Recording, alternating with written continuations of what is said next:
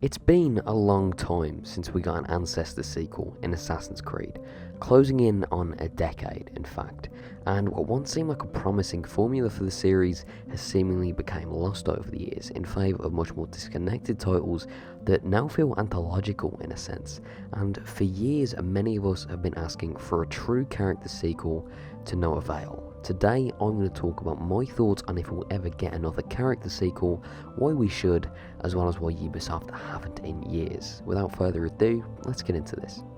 To make this less confusing, I'll point out now that by sequel I mean sequel to an Ancestor character, not a modern day one.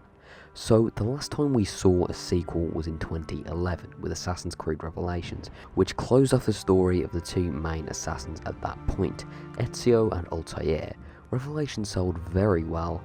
It wasn't as well received as the previous two games, but was considered great nonetheless. While opinions on Revelations now are far more mixed than back in 2011, it was pretty agreeable. This was a great game. A game that people loved, that was presented in both its reception and its sales. And the next year, they left the stories of both Ezio and Altair behind for Connor.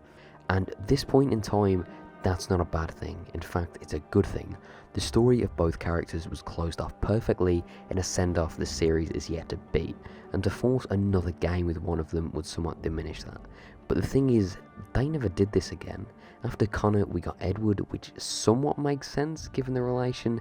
Then we got Shay, then Arno, then Jacob and Evie, and so on. There was a time for a while when the modern day wasn't even connected as it was with Desmond, and it was confusing as to why Ubisoft never chose to develop any of these characters further. People, including myself, asked over and over for sequels for Bayek and Edward, and Ubisoft simply didn't budge. And I've built this up as if there's some cryptic reason for this, but it's not. It's Ubisoft, and they favour money over anything, and I won't hold them to that as they are a business, but they could satisfy both fans and by extension shareholders even more than they already do with character sequels. The reason they don't make sequels anymore is because of the way their games are developed. Ubisoft has made sort of a system when it comes to making Assassin's Creed games, where they have multiple teams working on multiple games at once. For example, in the year 2014, you had Assassin's Creed Unity, Rogue, Origins and Syndicate in develop at once by a variety of teams.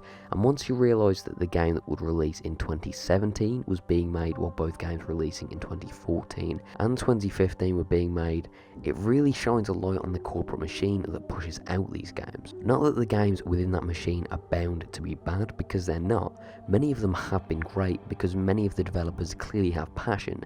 It's just games that were bound to be better and could have been far better, such as Unity, are restricted and forgotten about in favour of next year's release. Of course, things weren't always like this though. Assassin's Creed and Assassin's Creed 2 were developed on their own, and Brotherhood wasn't even supposed to get a mainline sequel in Revelations before Ubisoft saw Brotherhood's success.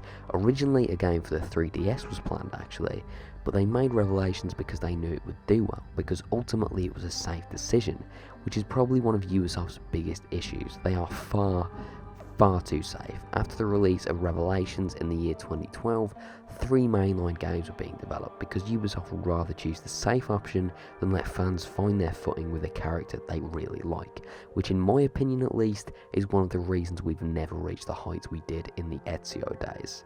If Ubisoft were willing to roll the dice on a character, in fact that's probably not even the right term, if they put their faith in a character written by Darren McDevitt, which are always loved by fans, I am sure the series would be in a better place. Now, why should we get sequels around the stories of the characters we love? Well, for one, it gives the series a sense of identity, at least for a few years, or at least can help define what the series is at that point in time. It's quite hard to define what Assassin's Creed has been for the last 5 years or so. A self-aware, over-the-top comedy, a more grounded personal story about fighting for the people, or a game with no real definition that simply just is. Which of these really counts as Assassin's Creed? It's the second one, by the way. But the point is, this didn't used to be an issue. When we followed the story of Ezio and Altair in the first few years of the series, we knew what it was. Now it's fairly standard to see each character thrown to the side in favour of the next game, for better or for worse. To the point where these characters that you build up an investment in and an appreciation for that are written excellently just feel disposable. It's at a point where I am certain I'll leave the story of Assassin's Creed Ragnarok frustrated. Frustrated because I love Darby's writing, and I'm expecting to enjoy this protagonist with the knowledge they'll simply be forgotten by those at the top, ending what could have been a longer, greater story in its tracks. And that's pretty bad. There shouldn't be any situation where you feel frustrated to enjoy a character. It presents a giant disconnect between the men and women who make these games with so much passion and investment to those at the very top. The most confusing example of this has to be with Bayek. Before Origins and the Empire rumours, we weren't expecting sequels. It seemed to be something that had died, and after Syndicate it seemed like Ubisoft would simply keep churning out games out of this machine until it broke, and it did.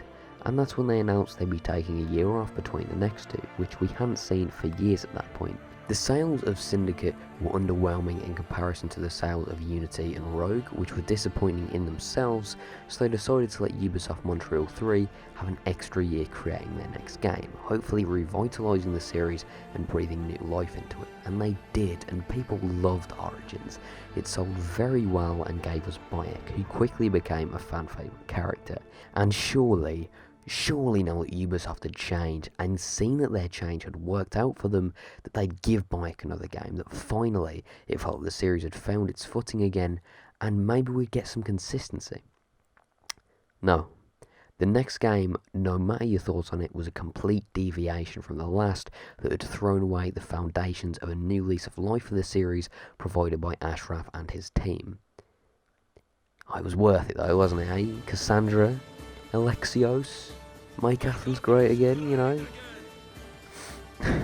Let's be honest, Odyssey wasn't Assassin's Creed for an abundance of reasons, and there's not an existence where it fits into the franchise, but at the same time it makes you question, what is Assassin's Creed? It's a question that gets raised a lot in part because every year it's something different, and new protagonists are fine, but when it's at a point now where they feel expendable, when year in year out it's something new that the modern day doesn't even carry over, the characters and in part the games do feel exactly that, expendable.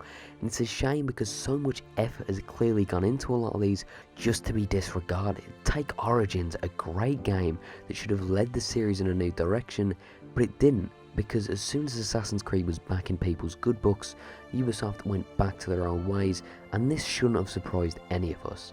And this is something that we'll see again and again and again. No matter how many gaps there are or changes in dev team, this is a company I don't believe will change, at least not for a long time.